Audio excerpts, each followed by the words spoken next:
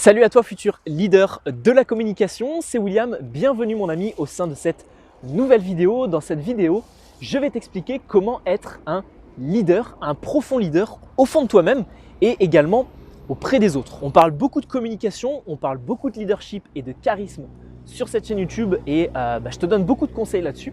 Alors dans cette vidéo, j'aimerais t'expliquer un petit peu ma vision du leader, comment faire pour améliorer sa compétence de leadership et un petit peu quelles sont les qualités principales d'un bon leader. Alors je les ai notées juste ici et c'est l'introduction de cette vidéo. Pour moi, un bon leader, c'est quelqu'un qui va être à même de pouvoir attirer des bonnes personnes à lui, de pouvoir motiver ces personnes-là, de pouvoir également oser faire de nouvelles choses, entreprendre de nouvelles choses dans sa vie, de pouvoir également être un petit peu précurseur dans certains domaines et également aimer la compétition. Parce que je pense qu'un bon leader, c'est quelqu'un qui va non pas forcément se comparer aux autres, mais aimer un petit peu le rapport de compétition, etc.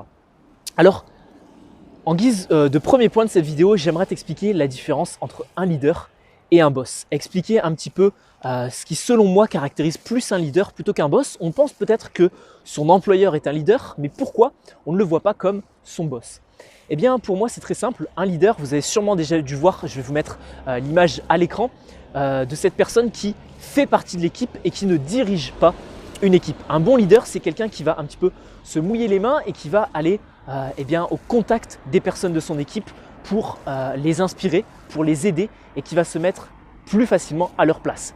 Là où un boss, là où un dirigeant va tout simplement donner des ordres, donner des conseils qui sont peut-être des fois démesurés par rapport à la réalité du terrain.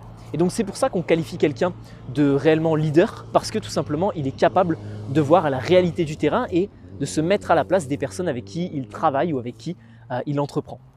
Donc ça c'est très intéressant.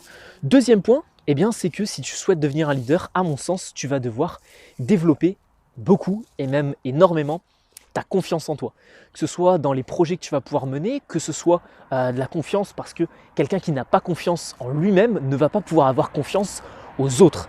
Donc c'est très intéressant à mon sens de pouvoir développer ta confiance en toi.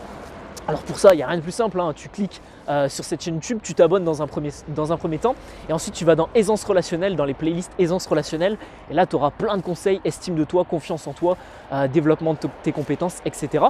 Et pour ceux qui souhaitent également aller plus loin, je propose une formation très complète et un programme avancé sur la confiance en soi et l'estime de soi. Donc, tu vas devoir développer cette compétence-là parce que tu vas devoir avoir cette crédibilité, d'être confiant, d'avoir ce sentiment d'entreprendre les choses. Et je reviens à une des compétences des leaders, c'est oser faire les choses. Si tu n'as pas confiance en toi, tu n'oseras pas faire les choses. Donc deuxième point, développe ta confiance, développe ton estime, développe ton amour de toi. C'est comme ça que tu pourras également développer la confiance envers tes partenaires ou les personnes qui travaillent avec toi. Troisième compétence, ne pas être indécis, savoir prendre des décisions et savoir rapidement prendre des décisions qui sont, je le cite, mesurées. Ce n'est pas le fait de prendre des décisions un petit peu tout et n'importe quoi, de prendre des décisions comme ci, comme ça. Non, c'est vraiment quelqu'un qui va prendre des décisions qui sont à la fois très intéressantes et qui sont également mesurées. Le fait de savoir prendre des décisions rapidement et de prendre de bonnes décisions, ça va également montrer aux autres que tu es assez entreprenant, que tu sais et que tu arrives tout simplement à bien mesurer les choses, être un petit peu précurseur. Et ça va également montrer aux autres que tu n'hésites pas. Parce que quelqu'un qui est très hésitant, quelqu'un qui va toujours se poser des questions, remettre les choses en question, à mon sens, ce n'est pas quelqu'un qu'on va appeler un fonceur, ce n'est pas quelqu'un qu'on va appeler un leader. Et enfin, dernier point de cette vidéo, quatrième et dernier point, c'est une compétence qui est à mon sens très intéressante à développer et que j'ai développée par après avoir développé toutes les autres compétences de leadership. C'est le fait de savoir maîtriser l'autodérision, de savoir ne pas se prendre trop au sérieux et de savoir avoir cette vision un petit peu différente. Je t'explique et je vais te donner un exemple très simple. Quelqu'un qui est très charismatique, qui a énormément de leadership, qui est très entreprenant, qui a beaucoup de projets, qui les réussit, etc. Si il ne sait pas rire de lui-même, s'il ne sait pas avoir de l'autodérision et s'il n'arrive pas à ne pas se prendre au sérieux, ce qui va se passer, c'est qu'il va tomber dans la case un petit peu prétentieux, dans la case un petit peu hautain, etc.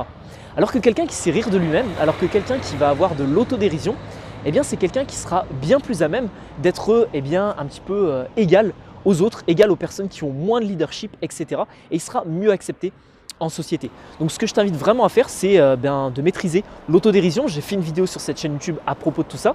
De maîtriser également le fait de savoir rire de soi, mais de ne pas se prendre au sérieux.